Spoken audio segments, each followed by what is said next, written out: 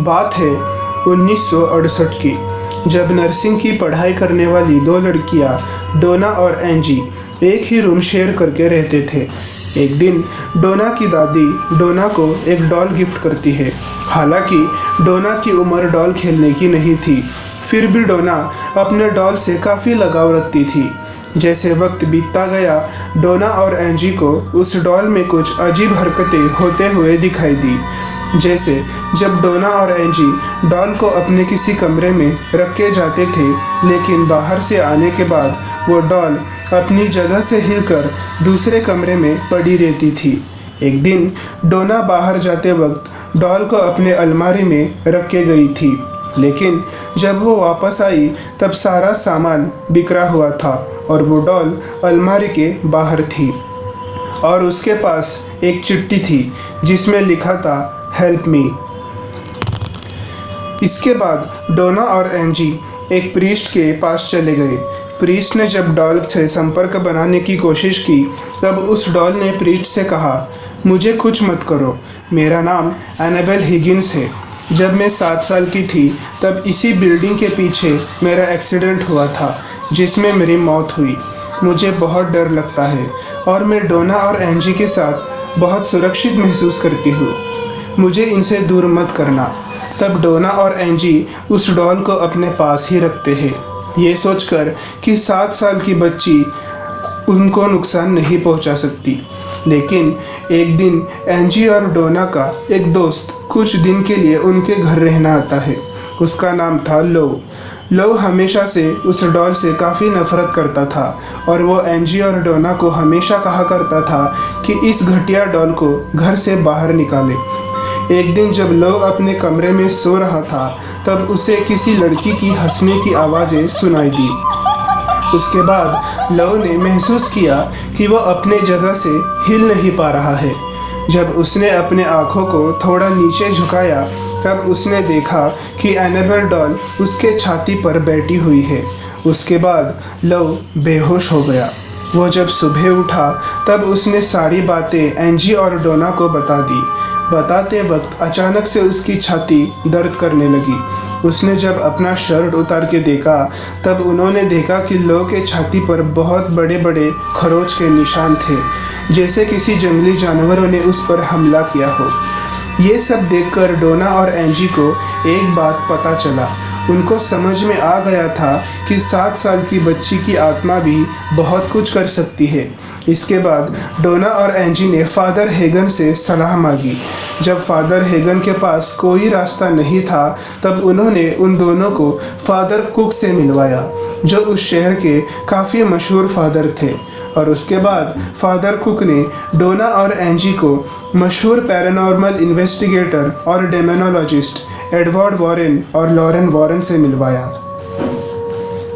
दोस्तों, आपने कॉन्जरिंग और एनाबेल के फिल्म में एड और लॉरेन वॉरेन नाम के इन दो इन्वेस्टिगेटर को देखा होगा, लेकिन क्या आप जानते हैं कि ये दोनों फिल्म में दिखाई सिर्फ काल्पनिक पैरानॉर्मल इन्वेस्टिगेटर नहीं है, बल्कि ये लोग वास्तव में है। अभी जो मैंने स्क्रीन पे जो तस्वीर दिखाई है, ये एड और लॉरेन वॉरेन की ओरिजिनल तस्वीर है।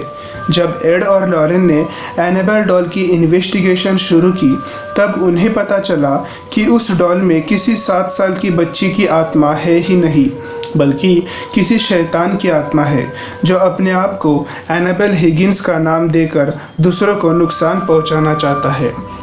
तब एड और लॉरेन उस डॉल को अपने ओकल्ट म्यूजियम में रखने के लिए कार में लेके जाते हैं।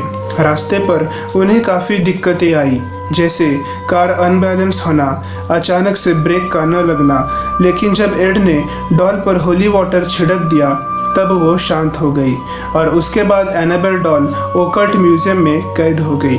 लेकिन एड का मानना था कि कैद होने के बाद भी एनाबेल किसी को भी नुकसान पहुंचा सकती है और जल्द ही एड की ये बात साबित हो गई। एक दिन ओकल्ट म्यूजियम में एनाबेल डॉल को देखने के लिए फादर जेसन ब्रैडफोर्ड आते हैं।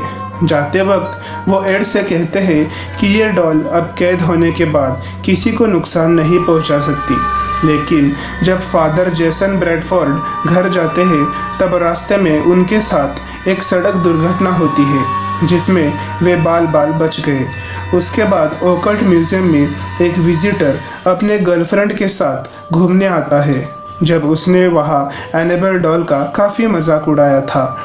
घर जाते वक्त उस इंसान की कार एक्सीडेंट में मौत हुई और उसकी गर्लफ्रेंड बच गई।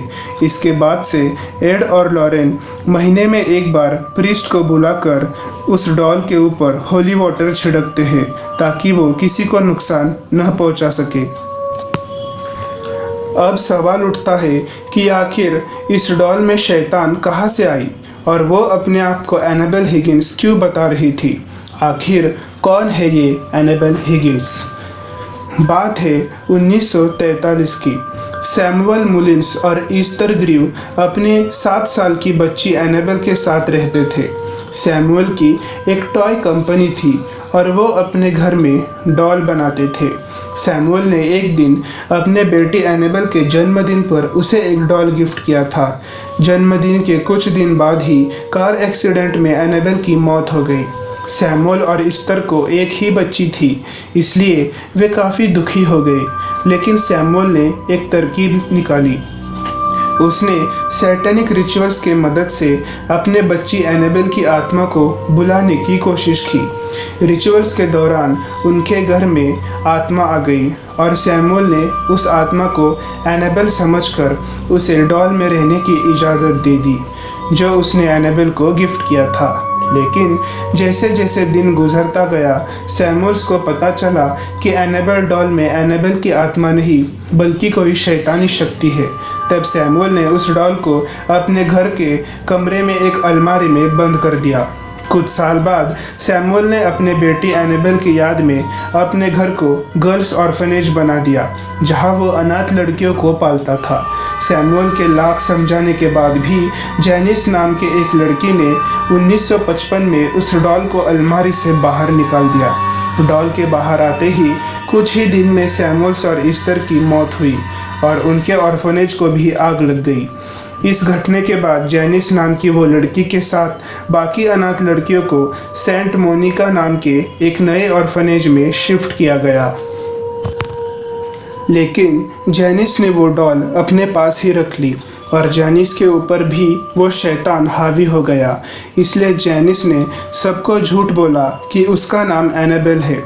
कुछ ही सालों में हिगिंस परिवार एनाबेल यानी जैनिस को अडॉप्ट कर लेती है और तब से जैनिस का नाम एनाबेल हिगिंस पड़ा। एनाबेल हिगिंस बड़ी होने के बाद एक सीरियल किलर बनी। उसने अपने माँ बाप को भी मार डाला था। एक मर्डर के दौरान एनाबेल हिगिंस को एक पुलिस ने गोली मारकर खत्म कर दिया। तब एनाबेल डॉल उसके हाथ में था। तब उस डॉल को एक टॉय स्टोर वाले ने रख ली, जिसे 1968 में डोना की दादी माँ खरीदती है डोना को बर्थडे गिफ्ट देने के लिए। और आगे की कहानी तो आप जानते ही हैं। तो एनाबेल डॉल आज भी ओकल्ट म्यूजियम में कैद है।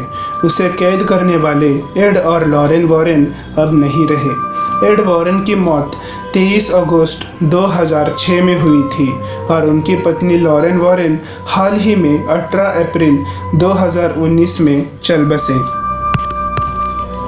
आज भी प्रीस्ट आकर उस डॉल पर हर महीने होली वाटर छिड़कते हैं।